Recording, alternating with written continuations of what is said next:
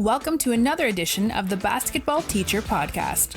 Our mission is to bring you discussions on a wide array of topics in the coaching world to grow players on and off the court. You can connect with us on YouTube, Facebook, and Twitter, and also reach us directly through email at basketballteacherpodcast@gmail.com. Now, here's your host, Coach Mike Hernandez. Welcome back, everyone. Thank you guys so much for joining us, whatever platform you're listening to us on, wherever in the world you are listening to us from. Thank you so much for the support. Thank you for sharing this podcast to those who you know might be interested in it. And I'm very excited to bring you this episode here today.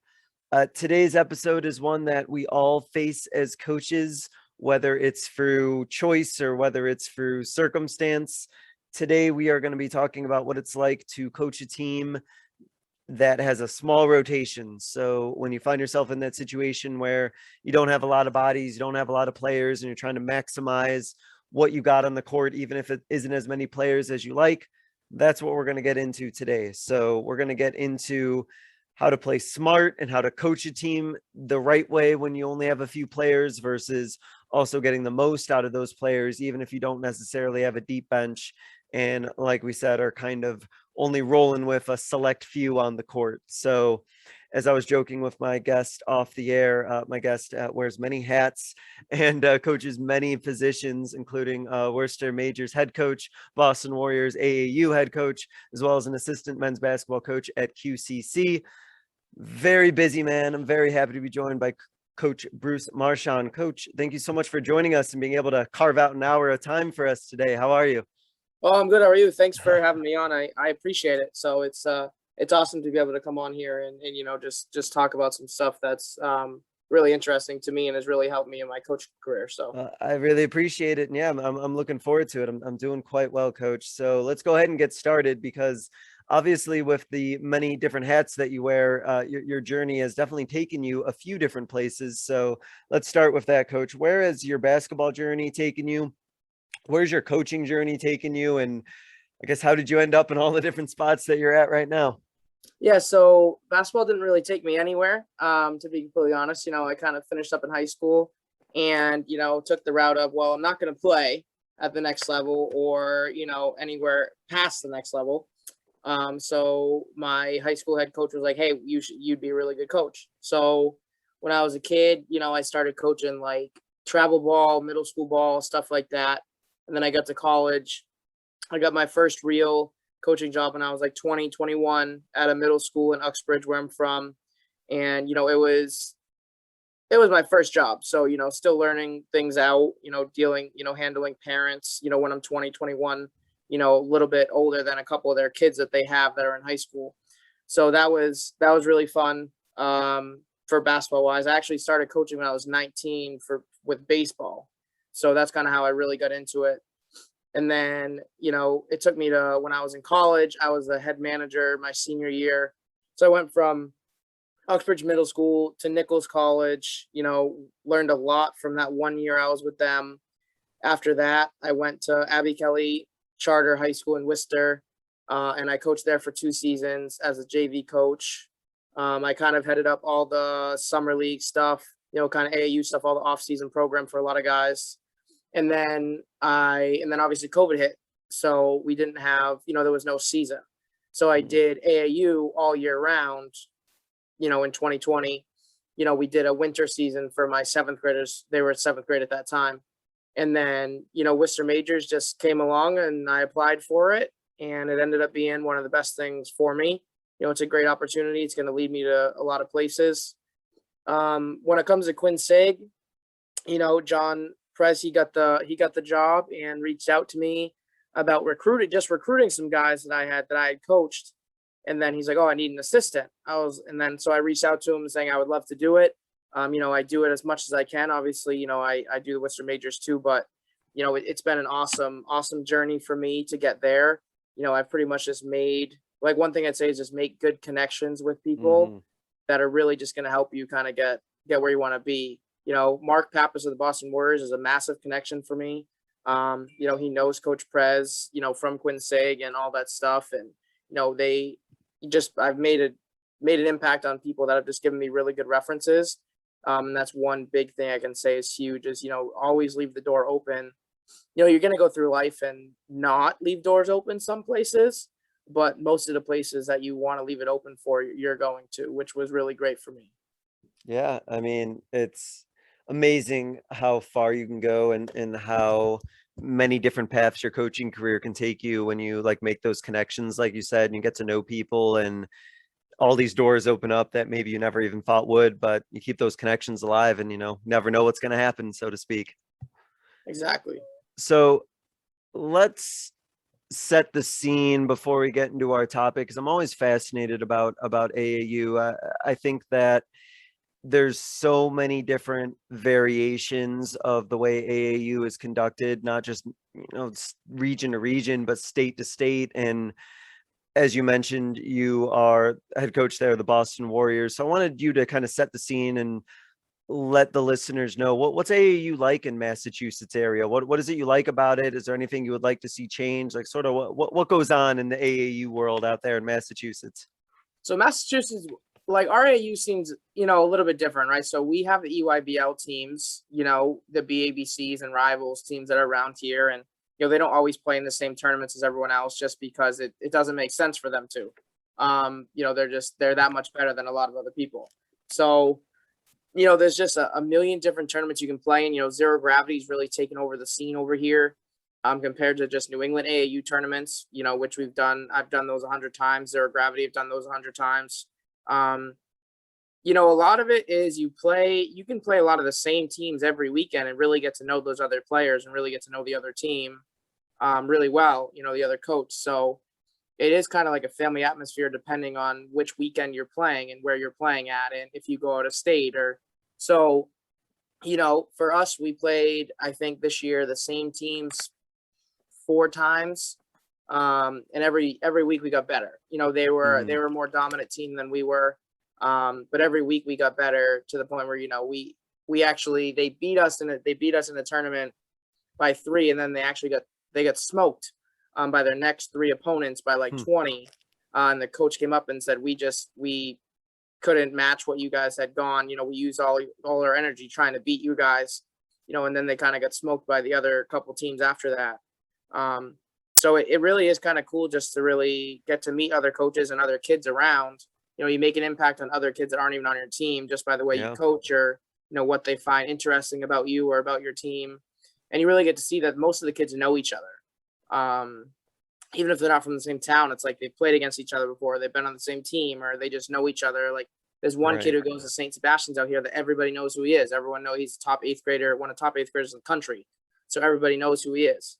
So it's just kind of cool to go about and, kids get excited about, ooh, that's AJ, that's him, that's him, that's him. And I'm just like, hey, he's just another player. That's just how I am. But it's just cool to see that kind of happen. In Massachusetts, which, relatively smaller state, but basketball is slept on around here. We're actually pretty good.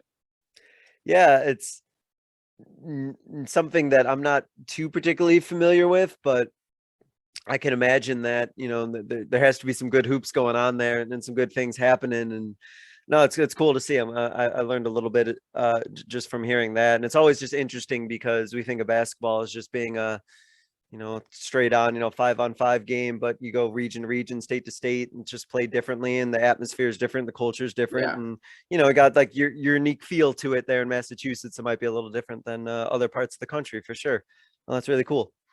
Well, Coach, our topic today is going to be playing with a small rotation. So let's sort of dive into the scenarios here that you've personally experienced as a coach. What were some situations that you and coaching staffs you've been on in the past been in that led to you having to field teams that had a small rotation? And let's go ahead and just start with that. What were some situations that you found yourselves in that led to small rotations being a necessity? So when I coached that middle school team, there were a couple older guys who were pretty good, and then the 7th graders were very, very talented. They weren't as tall or as big as other ones, but, what kind of led me when I was younger pretty much was, just talent. I'm just going to go off talent. Like I got 8 guys who are really, really talented. A couple of the guys who were just, they need more time to just sit and develop. my biggest thing was probably my first year coaching AAU. I actually only had 7 guys. Mhm. So that kind of started off right away of, oh, you could only play 7 guys. This is all you got.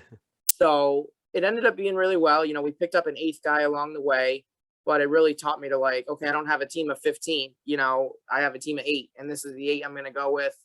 And it just really led me to, I can kind of win at any cost with 8 guys. I've won with 6 guys. I played a tournament with 4 guys once because we didn't have a guy show up. So, it teaches you to really be able to just, and I'm a coach that I'll play 5 guys the whole game. Like I tell my players that all the time. I'm like, I don't really care what you want to do. I'm going to play 5 guys if you're not just going to do what you want to do, if you're going to do what you want to do and not buy in. So it's kind of really like the 5, play the guys that have not just the most talent, but are perfect for the team and work the hardest and really want to win and get on the floor and hustle and do the things right. A big thing for me is like, if I give a guy a shot, so, I have 12 guys on a roster right now. If I give a guy a shot and he keeps it, he just keeps going. You know what I mean? He'll stay in the game until really, his time's over. So that's one big thing, is even in a small man rotation, if you take that 11th man and you're like, hey, I'm going to give you a shot because someone's in foul trouble, you can make that rotation a little bit longer that game by adding him to it if he's playing well. And if not, oh, well, you just go back to your 8 man. So it is very different from game to game, but I'd probably say that first year coaching AAU, only having 7 guys, 8 guys, it really made it, kind of the beginning of my coaching career of, okay, I need to learn to coach with 7 or 8 guys. And when you have situations where, you're gonna ride a player out and, they're doing well and they're out there on the court doing their thing, so to speak, is that a conversation you have before even a game or even before like a tournament or a season, where you say like, hey, if you're out there in the court, maybe you don't like play normally a lot, but you're out there and you're doing your thing and you're doing well, I'm not taking you out? Is that a conversation you have with your players? Or is it just sort of a thing where if it's going well, it just sort of happens, you don't really need to have that conversation beforehand? So, I mean, it's kind of both. So, I coach grown men, and I coach kids. So it's very, very different. Whereas like the kids know, my kids will run through a wall. If they have to sit for a game, they understand like, they understand like, okay, cool, I'm not playing well. So, with the grown men, it's like you kind of have to set an expectation at the end of the season of, if you're playing really, really well and making an impact, you're going to stay in. But if you're playing well, just not making an impact, that changes things. So, when like last week I had a player come in who hasn't had a very good season, very talented guy, super talented, comes out, scores 26 points, scores 24, 25, 26 points. He only averaged 5 the whole season. So he came in, made a massive impact, played a bunch of minutes, played over a starter most of the game. I think he played almost the whole second half. So a lot of guys just know, I've made it clear, like if you're making an impact, you're going to stay in and just really be ready. I have one guy who doesn't play a lot. Fourth quarter comes, I call on him. He comes in, gets 8, 9 straight points and 3 steals and helps us get back in the game to the point where, we're just about to win it. So I try to develop a culture of just be ready. And when you're ready, just make that impact when you come in. And if you can't do that, you're not really going to succeed, in my system, I guess. And I feel like that in and of itself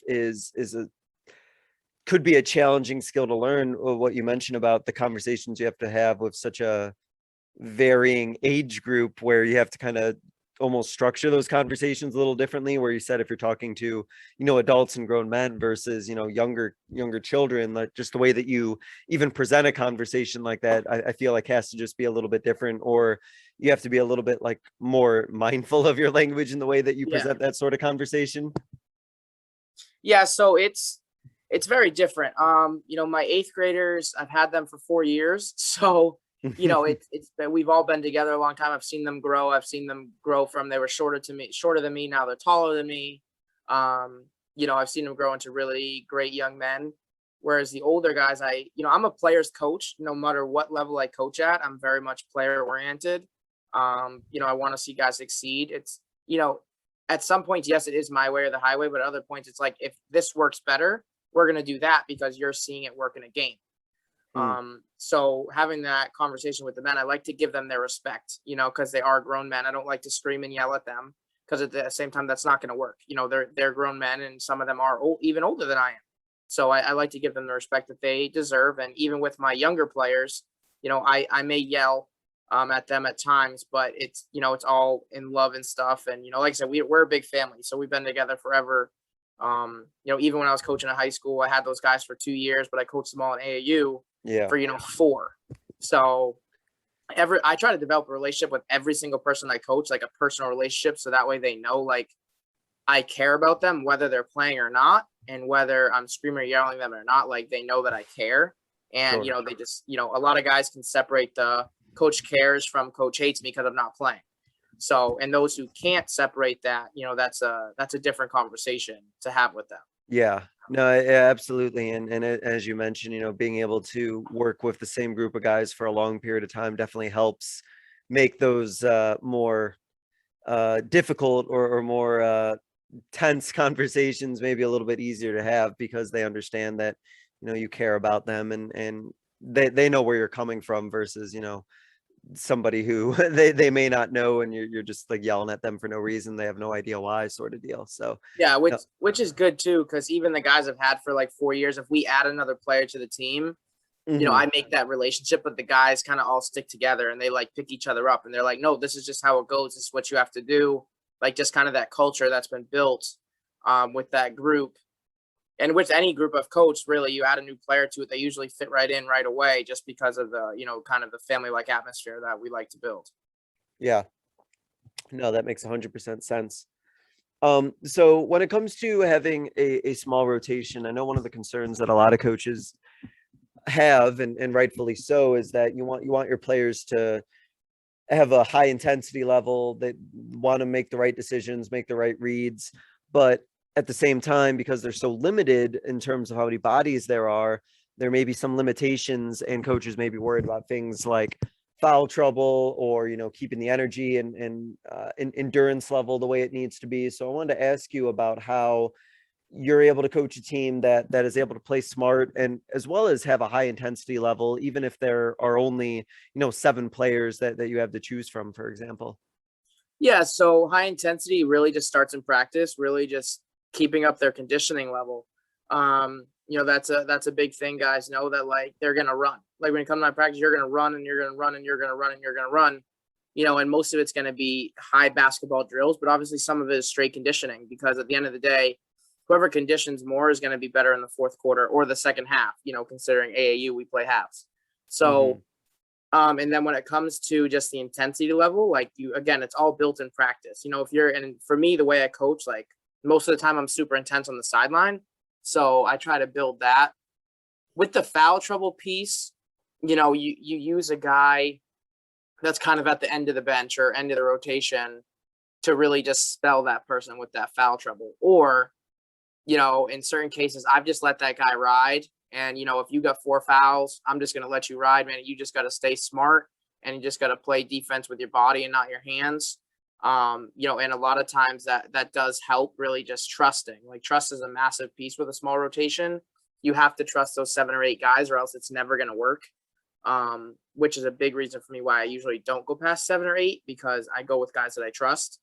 And then obviously if one of them gets in foul trouble, you go with a guy that at the end of the bench, you give them that shot I was talking about earlier to, hey, if you can make an impact, you'll stay in, and the guy with foul Yeah. trouble won't come in back till the end. So that's kind of a big thing with the small rotation with a bigger team too. If you have 12 guys, you only use 8, how do you get those last 3 guys engaged? And it comes with the whole factor of, like, next guy up mentality of, he's in foul trouble, just be ready. And at the end of the day, like, if they go in and they're not doing what they're supposed to do, you're forced to go back with that guy in foul trouble that you trust will make the right decision, really, to not foul out. But the key is, like, just condition themselves too. Like, they all know, like, you have to run outside of practice or it's never going to work. And, when it comes to practice, like, you have to be ready just to push yourself and condition yourself. Like, that's what it's always been, for me. Everywhere I've been known as the guy who can really get someone in shape and condition. And I'm not exactly the smallest guy in the world. So if you look at me, you'd be like, I don't know how you do it with kids. Um, So a lot of my guys are usually teams are very, very conditioned. We do like to play fast paced. We like to run. We like to press. We like to get out and, make layups and shoot threes and do these things. And it does come at they guys have to condition themselves. And if they can't, they're usually not in that front eight. Talk a little bit about, because I know that practices have to be an integral part of what you do based on the responses you've given. So what are some things that you like to do or make for an optimal practice in your mind? Because you mentioned a few times about how important it is that your players are in shape, and the way that you run your practices ensures that your players are. So I want you to talk a little bit about practice planning and your practices in general. And are there any particular things that you think are like musts that you do in practice, or things that you definitely need to do, whether it's like drills or skill work that you do to ensure that you're ready to play, even if there is a small rotation? Yeah. So, every level is very different, obviously, but for the most part, you always have to make sure you have a plan for practice. You can't just go in and just do something random. It doesn't work. So usually, you like to do a 3-on-2-on-1 fast break. Most of the time you're going to get those in games, 65-70% of the time, if you're really running in transition and rebounding well. That keeps the endurance up too. If you're doing that constantly for 10-15 minutes, run, that gets it there. We have a drill called Texas that we do. You have 5 seconds to make it from end line to end line. If you don't do it, you do it again. And we go all the way up to 13 end line touches, which can get up to about a minute and a half or so. And that really keeps guys in shape, doing that all the time. We have what's called gauntlets. Those are suicides with push-ups. There's a lot of different drills that you do kind of more preseason, really to get them ready. I mean, obviously in high school, you only have about a week of preseason. So it's usually different to where, you really have to just hone in on that. For me, I think a key in practice is a lot of drills that involve, running, like a lot of just drills that are like, layups, shooting, moving, like not just sitting, stand still. And then 2, scrimmaging. Like you want to make sure you have high intense scrimmaging, not just half court stuff. So you want to make sure your scrimmages are intense, like a regular game would be, a lot of trash talking, a lot of going at each other. When I ref, like I call really bad fouls, or I just let stuff go just to see how intense it can get. Yeah. I think that's a big thing, is like practice the way you want to play. So, we'll have guys that in practice play super well, and then you put them in a game and it's like, that's not how you practice. So why are you playing a different way? Whereas in practice, you're playing really well. So I think that's a massive, massive thing, is just endurance level at any basketball level. Even when I was coaching 5th grade, it would, the more endurance team would win. So I think it's just doing a lot of drills that might not be running, but it might have a lot of running incorporated in it. And honestly, the players just don't know that I'm just conditioning them. They think that they're working on a certain skill. And But just getting them in shape, huh? But you're just getting in shape by doing it. So I think that's the biggest thing, is like incorporating, a fast break drill or a passing drill where you're not just standing still and you're moving and you're running around, and you're really just keeping your heart rate up. Is a massive thing that I like to do. You do have your standstill drills, your free throw shooting and stuff, but for the most part, it's a lot of, just endurance running, just straight up running for 2 hours. That doesn't help anybody. So yeah, it's got to be in the context of something else. Yeah, exactly. I mean, you'll have your just regular running, but for the most part, every single drill should incorporate some sort of running and movement. It's basketball. You don't want to stand around. Yeah, no, that I 100% agree with you. And I think a lot of coaches will agree with that. The more skills you can work on at once, and the more that you can implement a lot of different aspects of the game. And like you mentioned, like it's conditioning, but there's also other stuff going on, trying to like maximize how much time you got with your players, because I think, as we all know as coaches, we never feel like we have enough time working on getting our players better. We never have enough time. Never, ever, ever. Even when I was coaching high school, every single day, I never thought I had enough time. So I never have enough time. And I don't think you ever will, Coach, unfortunately. Nope. So Either. no, so absolutely got to make the most you can out of everything that you do to work on as many skills as possible. I totally agree with you there. One of the other aspects that makes, having a small rotation tricky, besides the one we just talked about, is that if you have a team that, has more than 7 players on it, more than 8 players, and you in theory have the ability to run a deep bench. Doesn't necessarily mean you're going to. You may have a team that has, 12, 13, 14, 15 deep, but your rotation is only going to be, 7, 8 players, and those other 7 or 8 players may not see the floor that much. So when it comes to the idea of sort of buy-in and making sure that everybody is all in and supportive of the overall mission of the team, how have you and your staff or other programs that you've been involved in, how do you kind of maintain that idea of full team buy-in, even if that doesn't necessarily mean an equal distribution of playing time or some players really not seeing the floor that much at all? Yeah. So, I mean, it starts, it really does start with kind of that personal relationship with everybody. And it does start, beginning of practice, we always go family on 3, end of practice, same thing. I'm just huge into it. But the biggest thing is like, you have to show in practice, right? So if your top 8 guys in practice are kind of getting their butts kicked, most of those guys that are in the second unit are probably going to earn some time based on, what they're doing. But to keep those guys engaged, like you just have to find a role. Like that's the key word, like finding them a role. So, I have one guy who's not usually in the top 8, he's probably 10th man, but his role is just lockdown defense. So when I know that I need someone to go in and play defense for 2 minutes while I give someone a spurt, he's right in, does his role, and then he comes out and he's just ready to go next time.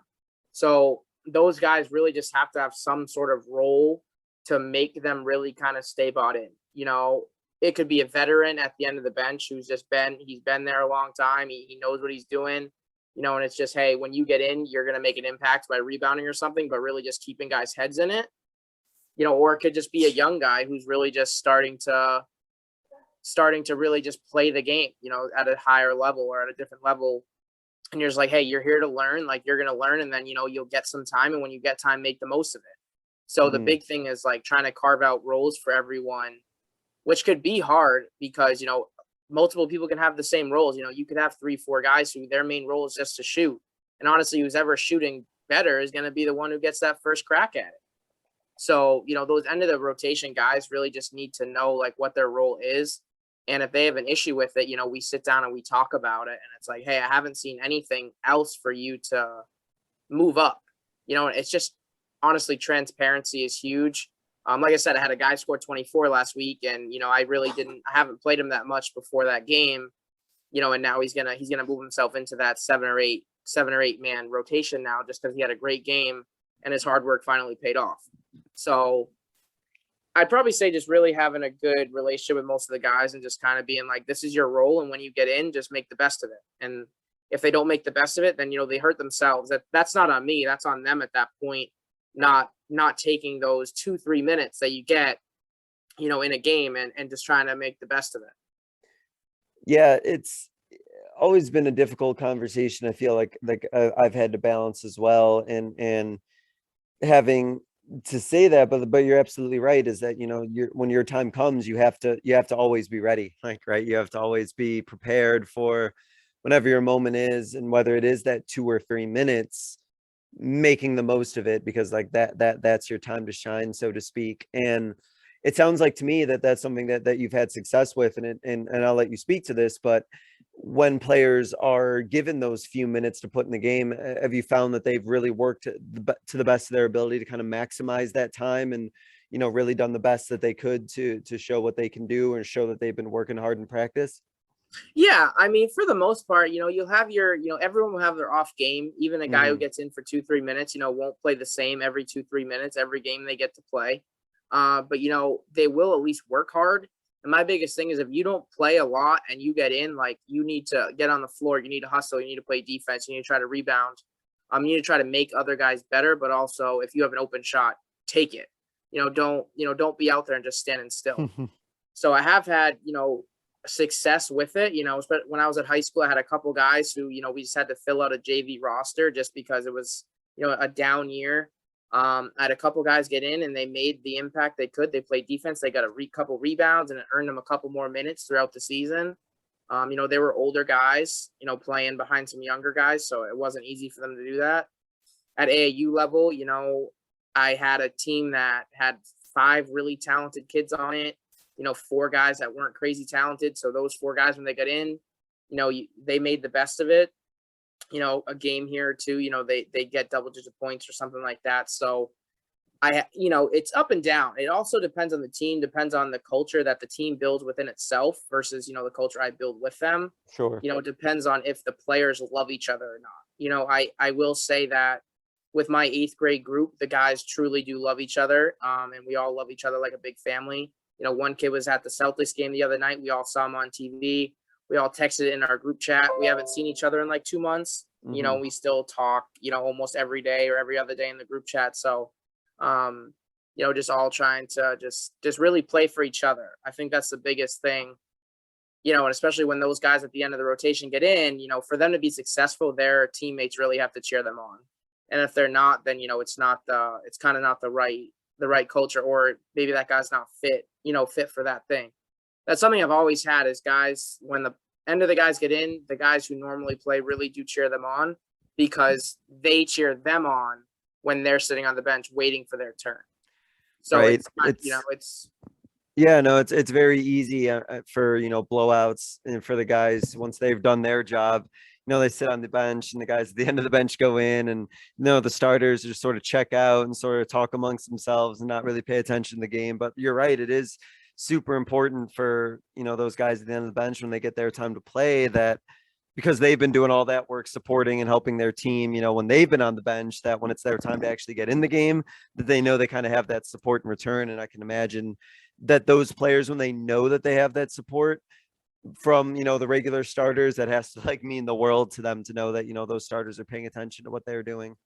Yeah, that's honestly the biggest reason why it does work is because, if you have those guys at the end that are really going to sit there and just cheer everyone on and just be happy, genuinely happy for their teammates, their teammates be genuinely happy for them. And I have not been around a lot of teams where that wasn't the case. Obviously everyone's going to, you're going to have a bad apple here and there every couple of years, or once you coach a million teams like I have. But, it all seems to work itself out, especially in AAU, guys come and go. I've been blessed to keep a really great core kids around, to the point where I think this year I had 15, 16, 17 kids to choose from that I've coached over the last couple of years that I was like, how do I get this to 10? That's a great problem to have versus, I have 8 guys and I have to somehow get 2 more that I have no idea who they are. So that's why I think it's been successful for me, just because, of the relationship everyone's built and just because everyone truly cares about each other. I mean, everyone goes to see each other play town. So, and then with the majors, everyone wants to go to each other's house or want to hang out or, play pickup with each other.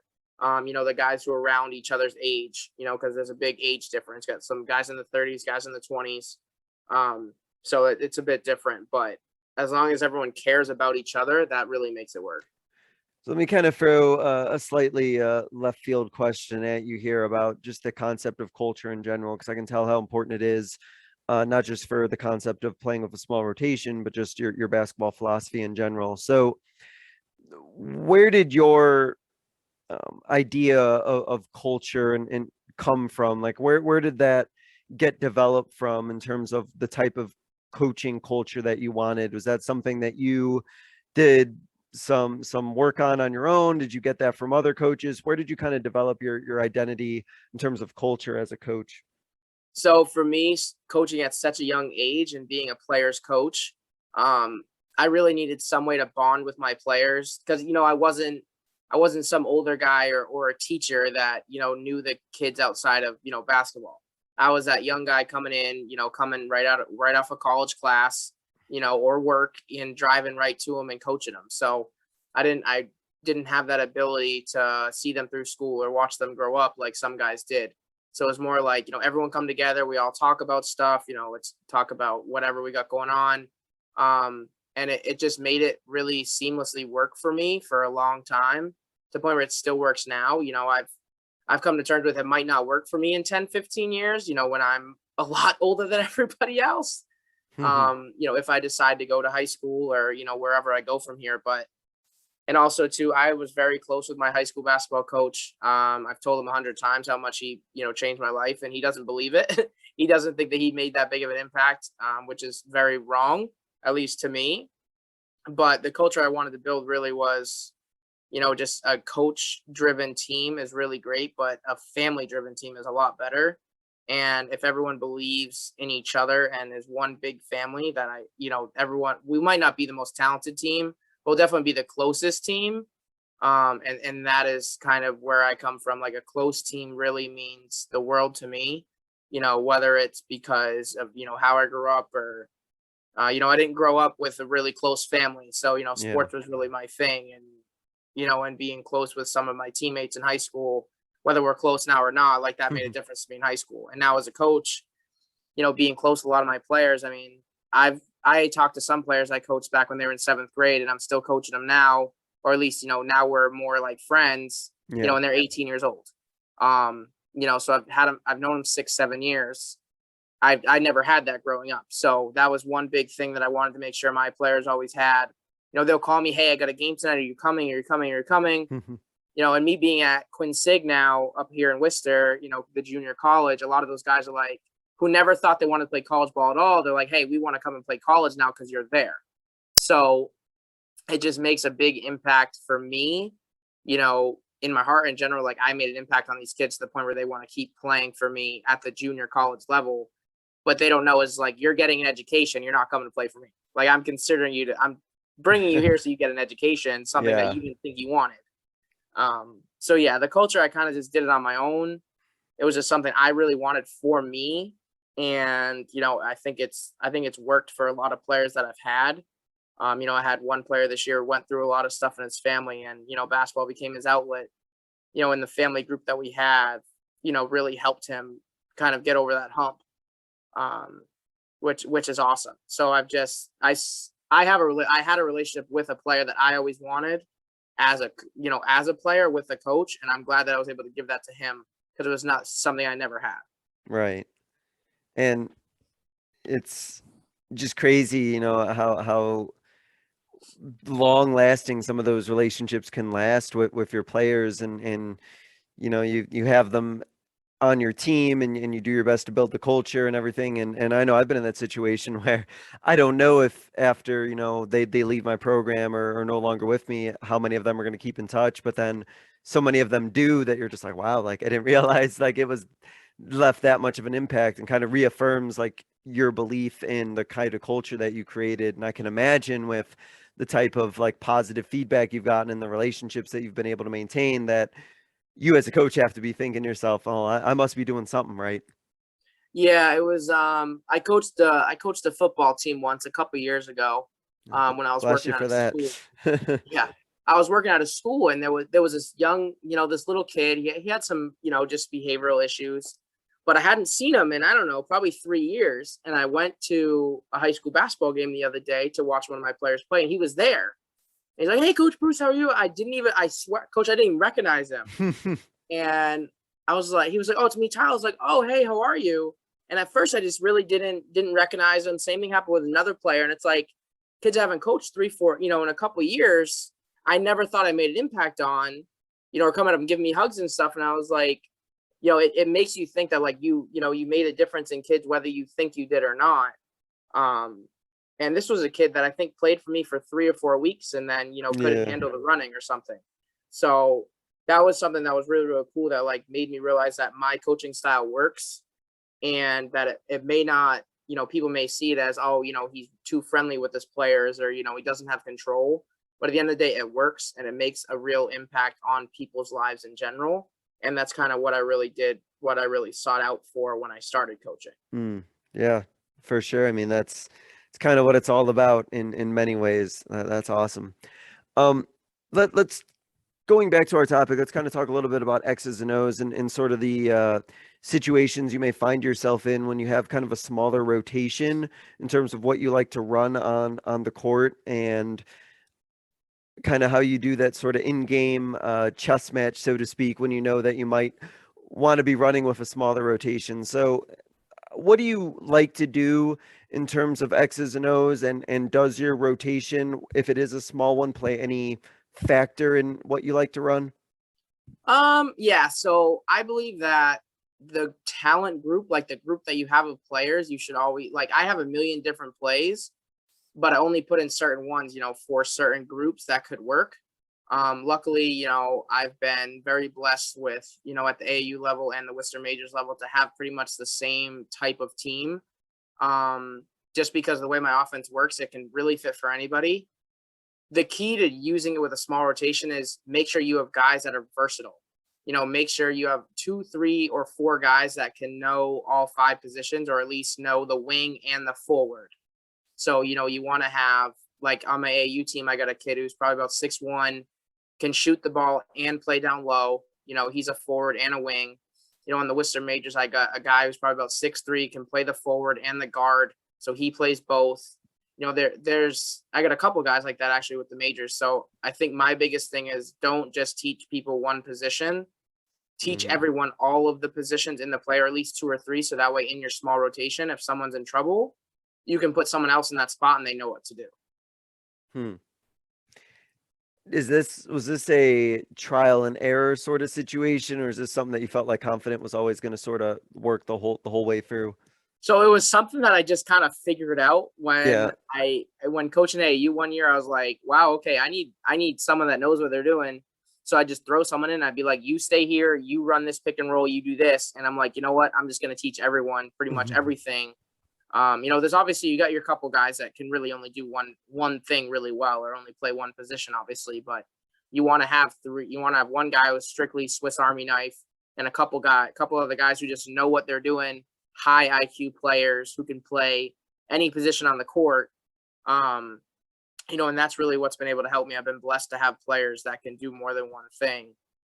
And I'm just truly grateful that I've had that, because I don't think my coaching, only running 7 or 8 guys, I don't think it would work, if I didn't have guys that I trusted to do this or do this or do this, even at a smaller height. And that's the biggest thing. Like, you got to have tough guys, like hard-nosed guys with a lot of heart. I coach with a lot of heart. My teams usually play with a lot of heart. And if you have heart, you can beat anybody. Do you think that toughness is that an intangible, or do you think that that's something that can be taught or brought out of players? Be taught. I think it can be taught. It can be brought out. I think if you do it the right way. Do I think it's intangible with some people? Yeah. I think some people make a living off being tough. I think some people make a living off playing with heart. Whereas other people, it's like, you can't teach heart. That's one thing you can't, but toughness you can teach by literally doing a drill where they get the crap beat out of them on the boards or in a basketball. And it's like, you have to be tough enough to get out of the drill. And if you're not, you're going to be in the drill for 10 minutes.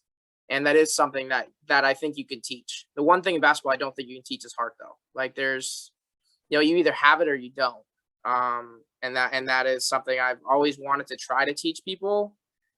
It's something that I just haven't had success with, but luckily I've been blessed with a lot of guys who have a lot of heart, and those who don't. Sometimes that heart really does rub off on those players. Sure. So that is one way to teach heart, but not really. It's more of like, that family aspect. You're around people enough to where, you can see how much they love the game, bring that out in you. Well, just from the conversation that we've had, it almost sounds like if you are going to play for you, you're going to have that heart. And if you don't have it, you're almost going to have to like fake it or find a way to get it out of you, because if you don't have it, you're not going to be on the floor for you. Pretty much. I mean, sometimes obviously guys who don't show it as much, sometimes they have to play just based on talent level or skill level. But those guys who get off the bench and fill a role and fill a toughness role, like, they're the ones who have heart. The guys that I'm going to continuously go to, whether they have a good game or bad game, like, they're the ones who have heart. Those Swiss Army knife guys, they have heart. So if a big quote that I live by, it's actually taped on my laptop, is cool does not win. You have to be willing to do the uncomfortable things that go into winning. Mick Cronin from UCLA said that. And, that's all about heart. You can be the coolest guy. You can dunk 360 windmills, all this stuff. But if you're not willing to get on the floor or just play with a lot of passion, it's not going to help you get anywhere. Yeah. And it's like having heart is a big part of it, but then you also got to have the other aspects to it too. You Yeah. can't just be all heart. You got to kind of piece both together. But and I think you'll agree with this. If you have the heart and the willingness and the work ethic, I can teach you the basketball stuff. If you can bring all the intangibles and all the work ethic there, we can definitely make things work if you're willing to buy into everything that we're doing, so to speak. Oh, I agree 110%. Like, you have to have heart to really want to learn the game at a high level, to really chase a dream. Um, and that's what I'm saying. Guys who want to chase a dream, like, they have heart. Absolutely. In general, we've brought up a lot of different little interesting components and pieces to this, but in general, what advice would you give to a coach who may find themselves in a situation where they realize that their rotation's a lot smaller than maybe they're accustomed to or used to? What would you say to a coach who might be, in that situation for the first time when they may be only going, 6, 7, 8 deep? I'd say just trust those 6 or 7 or 8 guys. I think a big thing is trust. So if those are the only guys you truly trust to put on the court that are going to help you win, then you're doing the right thing. Don't go 9, 10, 11, 12 deep just because it's what you normally do. I'm learning that I have, right now with the majors, I have more than 8 guys that can play basketball. So I'm learning the opposite way of like, hey, learn to trust everyone. Yeah. But for someone who's doing it for the first time, 6, 7, 8 guys deep, like if that's all you trust, to at least help you win the game, like then just go with your gut because you're doing something right.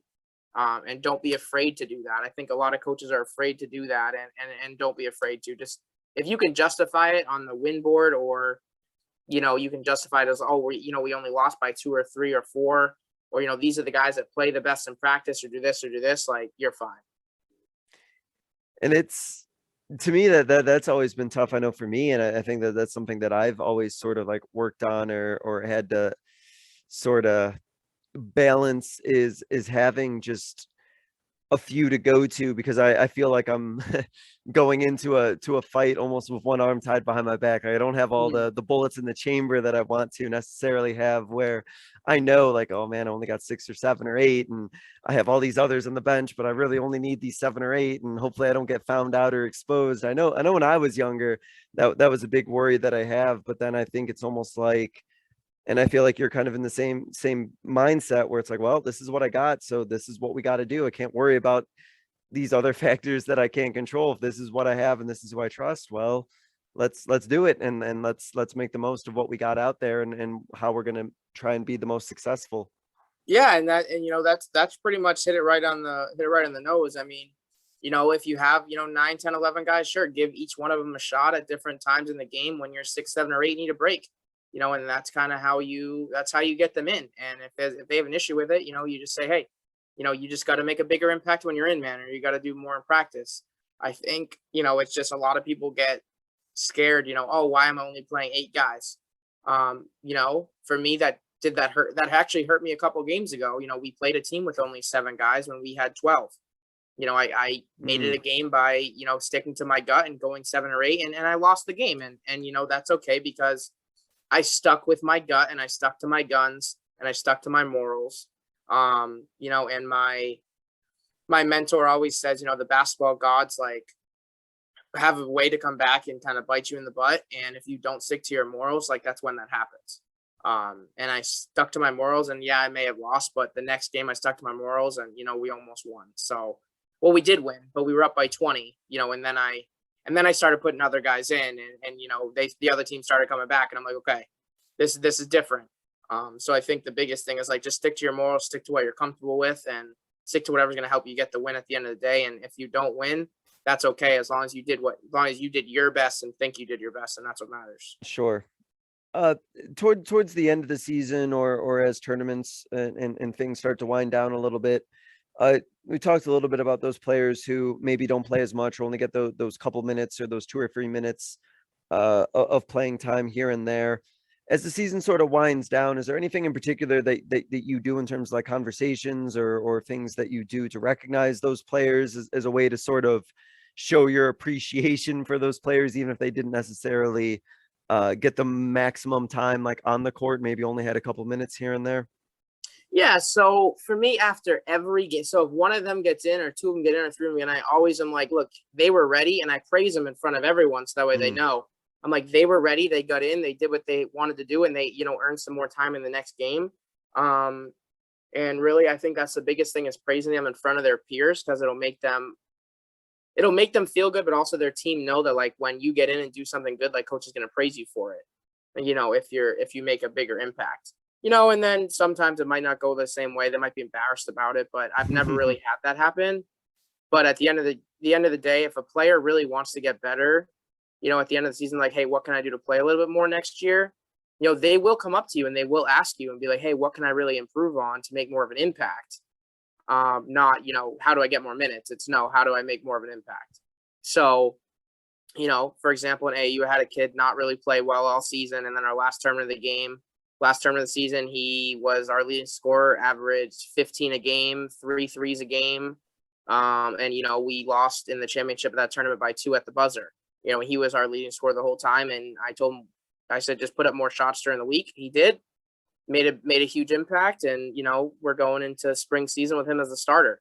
So it's, I think the biggest thing is just having a lot of conversations and just telling them straight up, like, this is what you need to do better.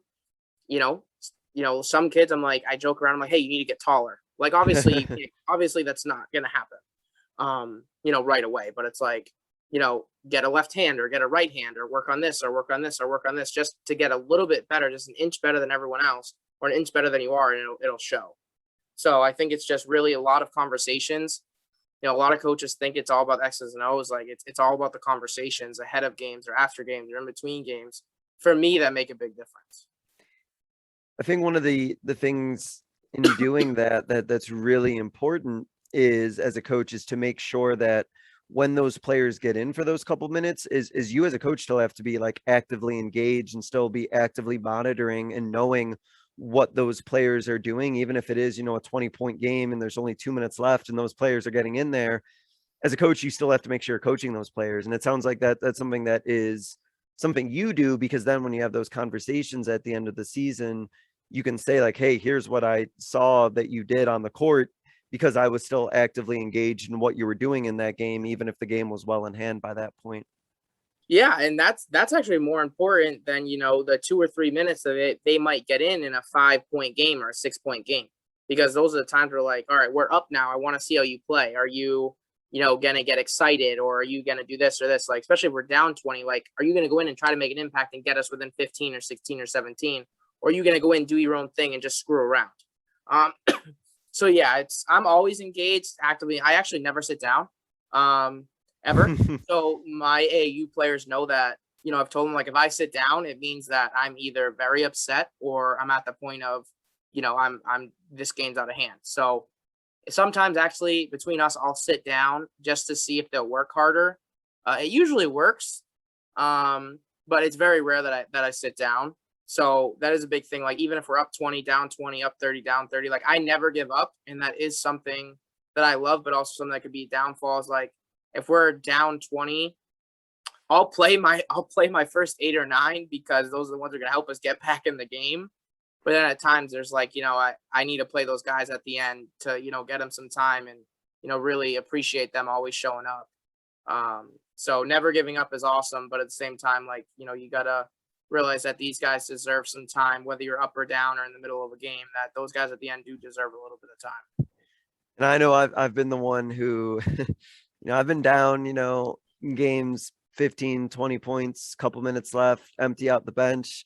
And I've been the guy who's called full timeouts with 45 seconds left, down 25, just to draw something up. Oh yeah. To see, what are we going to do? Who's going to be out there and making stuff work? And I think, to me, and it sounds like you're in agreement with that, like, it never stops for me coaching, whatever the situation is. I'll see if we can run a set, down 25 with 40 seconds left on my bench, just to see what we can do, kind of like you said. See what happens out there and see who's going to listen and who's going to buy in and give it their all.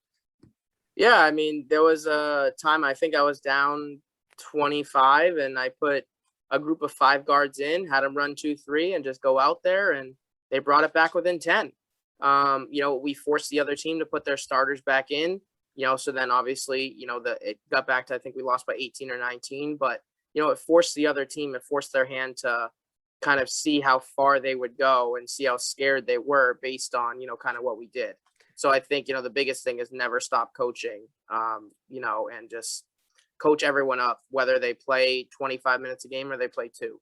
And just to kind of put a bow on that before we hit our concluding segment, I think that the family and the parents of those players who go to those games, they recognize that and they appreciate that a lot when they know that, hey, I'm going to go see my son or daughter play, and I know they don't play that much, but at least I know those couple minutes that they're in there playing, I know that their coach is like fully engaged and still coaching them just the way they would anybody else.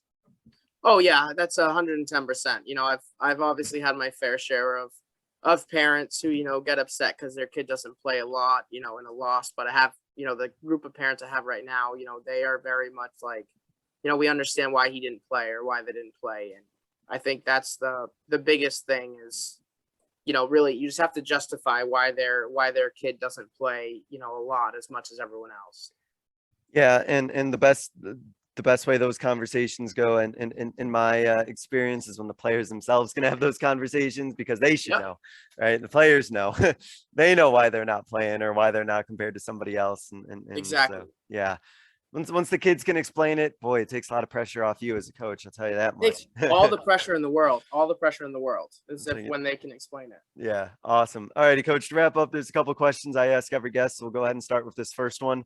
Looking back on your coaching career, and I know there's been a lot of stops and a lot of moments you can probably think of, but what is a coaching moment in particular of yours that you think others listening would be able to learn from? I think the key, and it's something I didn't realize until a couple years down the road, but I made a decision in my first year, my first head coaching job, to really start this young man, a 7th grader over an 8th grader. At the end of the day, it costed me my job. I always tell this story, but and he actually he became a lot better than that kid did in front of him. And that was just me sticking to my guns and realize he's the most talented player. He's more talented than the other player was. Just stick to your guns whenever you make a decision, because at the end of the day, like, you made that decision, and if you agree with it, you agree with it. And like I said, it didn't work out for me at that school, but it worked out for the kid. And the kid's now a senior on a team that's really, really good. He's getting some decent playing time. Whereas the other kid ahead of him, made varsity as a junior and senior, but didn't really play. So it's, I know I made the right decision, and that's something I'll always be okay with, making that decision. You're saying this is middle school, and you lost your job over that, huh? Yeah. Yeah. It was a politics thing. The other kid's dad was actually a principal at a nearby school. Oh, that'll do it. Was friends with the principal at the school I was at. So. Oh, wow. Yeah. Huh. I guess, I mean, that's a life lesson too, there's always other elements involved in this coaching world. It's never just basketball. There's all the moving pieces involved. But like you said, you gotta be able to go to sleep at night, knowing you did what was best for you. So, and it sounds like it's like, yeah, this was the best decision. And sometimes just my own personal experience, I know I've made mistakes in that realm, but I don't regret them, because with all the information I had looking back on it, I still feel I confidently made the right decision in that moment. And even if it didn't work out, like, I know why I made that decision. So kind of like you said, right, just stick to what you believe in, because then at least, you can live with yourself at the end of the day. Yeah, exactly. That's my, and then the year later, that 7th grader and the group of 7th graders that had them that were 8th graders, they only lost 3 games the next year. They were 22-3. And they all called me and said, "Coach, it's because of how much you played us that we were so good. It wasn't the coaching change." So that made me feel really good too. I made the right decisions back then, whether I stayed and coached them or not. I made the right decision for them. Yeah, and that has to make you feel a little personally good as well. Like, oh, I'm glad. I'm glad. Thank you for the kind words. No, that's awesome, Coach. Great. Coach, to wrap up, I give every guest what I call a 60-second soapbox, your platform to get out your final idea, closing message, closing thought, something you want to leave the listeners with. So I'm just going to go ahead and kind of open up the floor to you, and I'm going to let you just sort of take it away from here. Yeah, I think the biggest thing is, like, people that are labeled players, coaches, are labeled as like, oh, you're their friends, or you don't have control, or this or not. And people look at you a weird way. And don't be afraid to just be your player's coach. That's one biggest thing that I think's gotten me as far as I have, is I can really connect with guys at every single level to the point where, they'll text me or call me throughout the week, or, a couple years down the line and ask me for something, or they're like, hey coach, can I come to your game, or you come to my game? Just be a player's coach and just be awesome with it and just love it. And don't be something that you're not. Because if you're something that you're not, you're never going to be successful in the field of sports or any field at all. So be who you want to be and just trust yourself and just trust that your style is going to work. And don't let anyone deter you from it. It's funny because it seems so simple, but in some cases it is also so hard, and to the point that we need reminders of it, just be yourself. Because if you're not, then you always have to be that fake person all the time if you're not going to be yourself. And I don't know about you, but that sounds exhausting. So I think it is exhausting when people tell you not to be a player's coach and you need to be harder on your players. So it can and the relationships that you've built with your players and the conversations you've been able to have after they've left your program, I think they kind of speak for themselves, at least from my perspective, that you're doing things the right way. So that's awesome. I appreciate that. Me and my players are all on a first name basis. So I've actually never been called Coach Marchand. That's my father, even though he's not a coach. I just will never, even when I'm 70 or 80 years old, I'll never have my players call me that. And again, if it works for you and it's true to who you are as a person, then let it ride. Make it happen. Exactly. Yeah, that's a perfect example of that. Well, I'm going to call you that anyway, Coach Marchand. So sorry, or Coach Bruce, and call you either one. Works for me, man. All right, Coach. Thank you so much for joining us to talk about your program, kind of culture, and just the concept of playing a small rotation and maximizing who you have on the floor while also keeping the end of the bench guys engaged and ready to go when it's their time. So I know you're a very busy person with all the hats that you wear. So stay safe with all this COVID craziness going on. Good luck going forward, and pleasure talking to you, Coach. Take care. Thank you, Coach. I really appreciate it. It was awesome to do this. I really appreciate the opportunity. Yeah, and I appreciate having you, and I appreciate all of you listening as well. Thank you guys so much. This was another edition of the Basketball Teacher Podcast, and we will see you guys next. Thank you for listening to another edition of the Basketball Teacher Podcast. Make sure to connect with us on YouTube, Facebook, and Twitter, or reach us directly through email at basketballteacherpodcast@gmail.com. Take care, be safe, and we'll see you next time.